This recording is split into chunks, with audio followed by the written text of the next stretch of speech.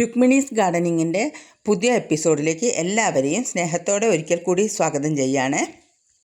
നമസ്കാരം കൂട്ടുകാരെ.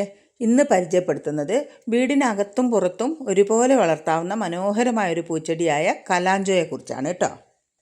ഇന്ന് കലാഞ്ചോയെക്കുറിച്ച് വീഡിയോ എടുക്കണമെന്ന് പറഞ്ഞപ്പോൾ തന്നെ അമ്പാടി ചെടിയും എടുത്ത് റെഡിയായി നിൽക്കുന്നുണ്ട്. നമുക്ക് നോക്കാം ബാക്കിയുള്ളത്.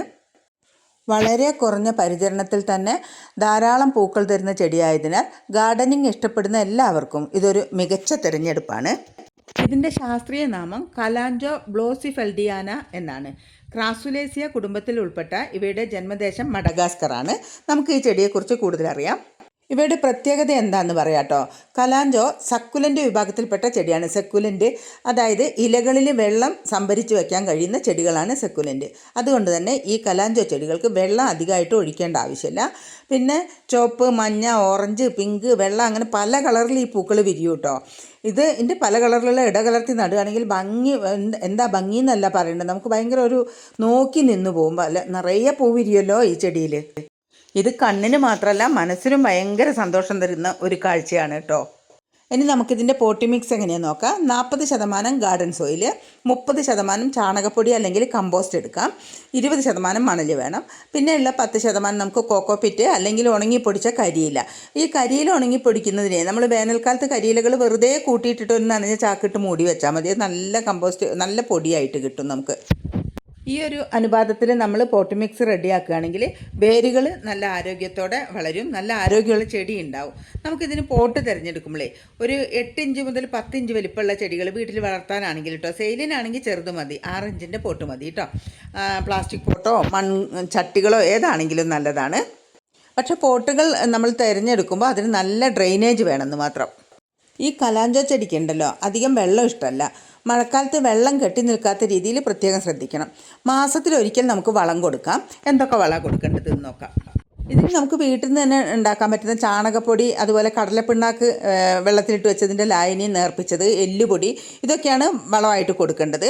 പിന്നെ ധാരാളം പൂക്കൾ ഉണ്ടാവാനാണെങ്കിൽ, ഇതുപോലെ നിറഞ്ഞ പൂക്കൾ ഉണ്ടാവാനാണെങ്കിൽ NPK 19-19-19 എന്നുള്ളത് 1 ഗ്രാം എടുത്തിട്ട് 1 ലിറ്റർ വെള്ളത്തിൽ ലയിപ്പിച്ച് സ്പ്രേ ചെയ്ത് കൊടുക്കുന്നത് നല്ലതാണ്. ഇതിൻ്റെ പരിപാലനത്തെക്കുറിച്ച് പറയുകയാണെങ്കിൽ സൂര്യപ്രകാശം കിട്ടുന്ന സ്ഥലത്ത് വയ്ക്കുക.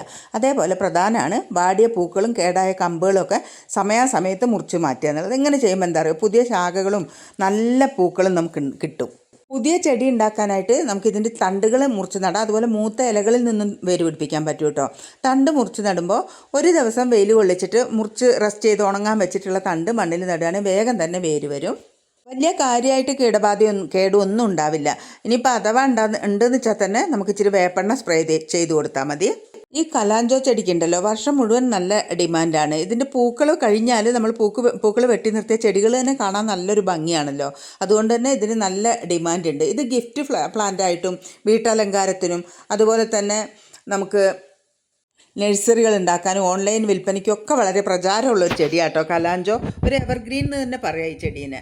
ഇതുപോലെ 6 ഇഞ്ച് വലിപ്പമുള്ള ഒരു പോട്ടിനകത്ത് 1-2 കമ്പുകൾ കുത്തി മുളപ്പിച്ച് ഇതുപോലെ വളർത്തുകയാണെങ്കിൽ നമുക്കിത് ഓൺലൈൻ സെയിലിന് സുഖമായിട്ട് ചിലവായി പോകുന്ന ഒരു ചെടിയാണ്. വീട്ടമ്മമാർക്ക് ചെറിയൊരു വരുമാനം ഉണ്ടാക്കാൻ ആഗ്രഹിക്കുന്നുണ്ടെങ്കിൽ, ഗാർഡനിങ്ങും ഇഷ്ടമുണ്ടെങ്കിൽ ഇത് നല്ലൊരു ഉപാധിയായിരിക്കും കേട്ടോ.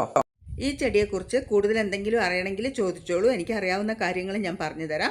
ഈ വീഡിയോയിൽ ഞാൻ എൻ്റെ നമ്പർ കൊടുക്കാം, അല്ലെങ്കിൽ ഡിസ്ക്രിപ്ഷൻ ബോക്സിൽ ഉണ്ടാവും കേട്ടോ നമ്പർ. കലാഞ്ചോ ചെടിയെക്കുറിച്ചുള്ള ഈ വിവരണം നിങ്ങൾക്ക് ഉപകാരപ്പെട്ടുവെങ്കിൽ ഒരു ലൈക്കും ഷെയറും ചെയ്യാൻ മറക്കരുതേ. ഇനിയും ഇത്തരത്തിലുള്ള ചെടി പരിചരണ വീഡിയോകൾക്കായി ഈ ചാനൽ സബ്സ്ക്രൈബ് ചെയ്യണേ. എല്ലാവർക്കും നന്ദി. പറഞ്ഞു നിർത്തി, പക്ഷേ ഒരു കാര്യം പറയാൻ മറന്നുപോയി. നമുക്കിത് സെയിലിന് അവൈലബിൾ ആണ്. ഇതേ കാണുന്ന ചെടിയാട്ടോ, ഈ വീഡിയോയിൽ കാണുന്ന ഇതേ ചെടിയാണ് നമ്മൾ സെയിൽ ചെയ്യുന്നത്.